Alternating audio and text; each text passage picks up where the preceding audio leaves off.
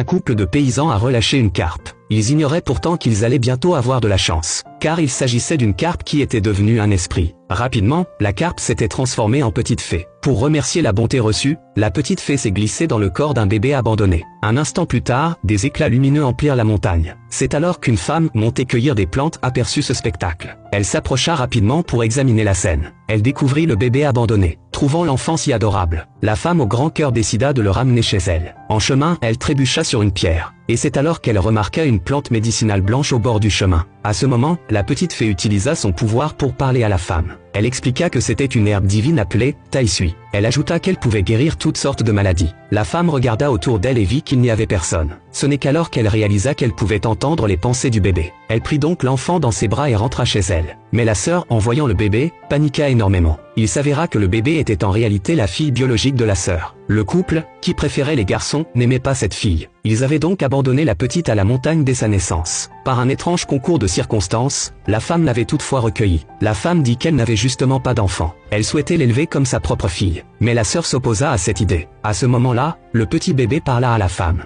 Il révéla que c'était la sœur qui l'avait abandonné dans la montagne. La femme fut très en colère. Elle interrogea la sœur sur les raisons d'avoir abandonné un si bel enfant. À ce moment précis, la belle-mère, entendant le bruit, arriva sur les lieux. La femme s'empressa de raconter la vérité. La belle-mère, apprenant cela, s'emporta aussitôt. Elle traita la sœur de criminelle. Comment avait-elle pu abandonner sa propre fille? À ce moment, le mari de la sœur entra, tenant un bébé garçon dans ses bras. La belle-mère l'accabla d'injures et le traita d'imbécile.